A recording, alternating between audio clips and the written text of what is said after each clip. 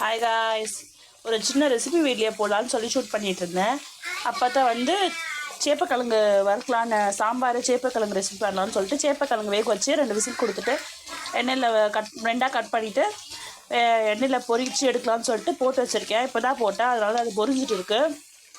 சைட்லேயே கொஞ்சம் எண்ணெய் விட்டு கடுகு போட்டு கொஞ்சம் சீரகம் கருவேப்பிலை போட்டு வெங்காயம் போட்டு நல்லா கொஞ்சம் பொன்னிறமாக வரைக்கும் வெங்காயத்தை வதக்கிக்கணும். சைடில் இது பார்த்துக்கிட்டே இருக்கணும். நல்லா மொறுன்னு ஆகிறது இருக்கும். இது கொஞ்சம் நல்லா அப்படியே இருக்கணும். எண்ணெய் இருக்காது, இப்போ தான் ஃப்ரெஷ்ஷாக போட்டதுனால அது கொஞ்சம் வெறிச்சிட்டு இருக்காது.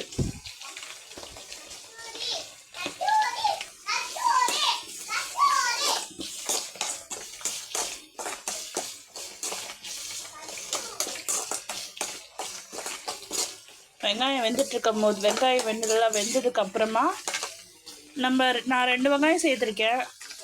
உங்களுக்கு எவ்வளோ தொக்கு தேவைப்படுதோ நீங்கள் அதுக்கேற்ற மாதிரி வெங்காயம் போட்டுக்கலாம். நான் 2 வெங்காயம் சேர்த்துருக்கேன். பொடி பொடியாக கட் பண்ணிவிட்டு நீட்டை வாக்கில் கட் பண்ணிவிட்டு அதில் 2ஆக பாதி போட்டு கட் பண்ணியிருக்கேன். தக்காளி கொஞ்சம் சேர்த்துக்கிட்டேன் பொன்னிறமாக ஆனதுக்கப்புறம்.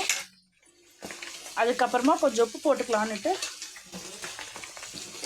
தக்காளி போட்ட உடனே கொஞ்சம் உப்பு போட்டிங்கன்னா சீக்கிரமாக வெந்துடும். நமக்கு தேவைன்னா அதுக்கப்புறமா உப்பு போட்டுக்கலாம். நம்ம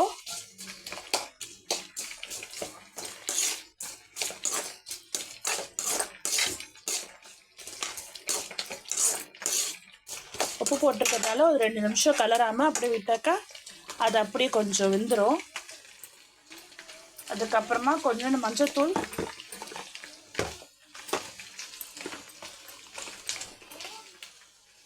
கொஞ்சம் மஞ்சத்தூள் போட்டுக்கலாம். நான் இந்த மசாலா டப்பா தான் யூஸ் பண்ணுறேன். 4 பாக்ஸ் இருக்குது. அதில் ஸ்பூனாக கொடுத்துருக்காங்க. 4 கண்டெய்னர்ஸ் மாதிரி இருக்குது. இதில் ஒன்று மிளகாத்தூள் இது மாதிரி வச்சுக்கலாம், மஞ்சத்தூளோ நம்ம சீரகமோ அந்த மாதிரி ஏதாவது கூட வச்சுக்கலாம், நம்மளோட விருப்பம் தான் அது. நான் இதில் வந்து ஸ்பைசஸ் வச்சுருக்கேன். ஒன்றுத்தில் இந்த மாதிரி வச்சுருக்கேன். மிளகாத்தூள், மஞ்சத்தூள், சில்லி பவுடர் அந்த மாதிரி வச்சுருக்கேன். பிரியாணி மசாலா அதெல்லாம் வச்சுருக்கேன். மஞ்சத்தூள் போட்டோன்னே கொஞ்சம் கலந்து விட்டுட்டு 2 நிமிஷம் அதை மூடி வச்சிடணும். தக்காளியை நீட் வாக்கில் போட்டிருந்தீங்கன்னா நல்லா கொஞ்சம் மசியணும். அது நான் நீட்டாக போட்டதுனால கொஞ்சம் கரண்டி வச்சு கட் பண்ணி போடுறேன். ஏன்னா நான் ஃபோனை கையில் பிடிச்சிக்கி தான் பண்ணுறேன், ஸ்டாண்ட் இல்லையா, அதனால தான் சரி வீடியோ எடுக்க கொஞ்சம் சிரமமாக இருக்குது. இன்னும் கொஞ்ச நாள் தான் நான் ஸ்டாண்ட் வாங்கி செட் பண்ணிக்கிறேன். அப்புறம் உங்களுக்கு ப்ராப்பராக வீடியோ நல்லா கிடைக்கும்.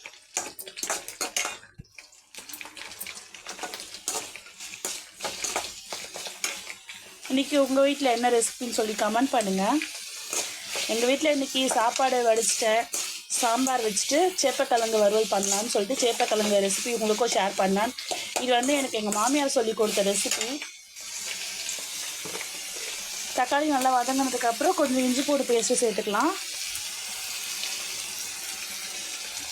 உங்களுக்கு தேவைன்னா சேர்த்துக்கோங்க, இல்லைன்னா விட்டுடலாம், ஆப்ஷனல் தான் இது.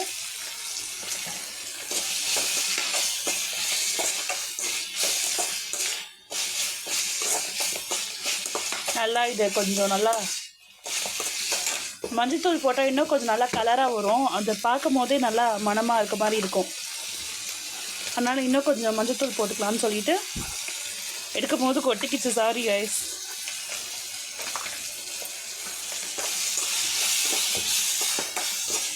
நல்லா அதை கலந்து விட்டாச்சு. நல்லா கலந்ததுக்கப்புறம் கொஞ்சோண்டு மிளகாத்தூள் சேர்த்துக்கலாம். 1.5 ஸ்பூன் மிளகா தேய்ச்சிக்கலாம். இது சில்லி பவுட்ரு, அதனால் நான் வந்து 1 ஸ்பூன் சேர்த்தாலே போதும். நான் அதான் கொஞ்சமாக சேர்த்துருக்கேன். நீங்கள் என்ன மசாலா யூஸ் பண்ணுறீங்களோ அதுக்கேற்ற மாதிரி காரத்தை சேர்த்துக்கோங்க. அதுக்கப்புறம் நல்லா கலந்து விட்டுக்கோங்க. நான் ஒன்றும் ப்ரொஃபஷ்னலாக சமையல் செய்கிறதா இல்லை, நான் வீட்டில் எப்படி செய்வேனோ நான் அப்படி தான் செய்கிறேன்.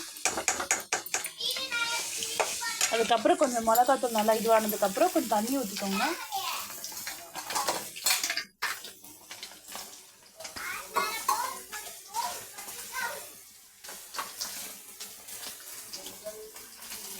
இல்லை மெஷர்மெண்ட்லாம் இல்லை, நான் ஒரு சின்ன கப்பில் தான் மெஷர் பண்ணியிருக்கேன். கொஞ்சம் தண்ணி சேர்த்த உடனே கொஞ்சம் கலந்து விட்டுட்டு அது கொஞ்சம் நேரம் தக்காளி வெங்காயம் வாசனை போட்டோம், இஞ்சி பூண்டு பேஸ்ட்டு அதெல்லாம் வாசனை போனதுக்கப்புறம் மிளகாத்தூள் எப்படி இறங்கியிருக்குன்னு நான் உங்களுக்கு காட்டுறேன். அதுக்குள்ளே இந்த சைடில் வந்தீங்கன்னாக்கா சேப்பக்கிழங்கு இன்னும் வெந்துட்டுருக்கு. நல்லா இன்னும் கொஞ்சம் பொன் வரவில் ஆகணும். இன்னும் கொஞ்சம் பொன் வரவில் ஆகணும். நீங்கள் இது 2 விசில் கொடுத்தீங்கன்னா போதும். நான் தெரியாமல் 3 விசில் கொடுத்துட்டேன்.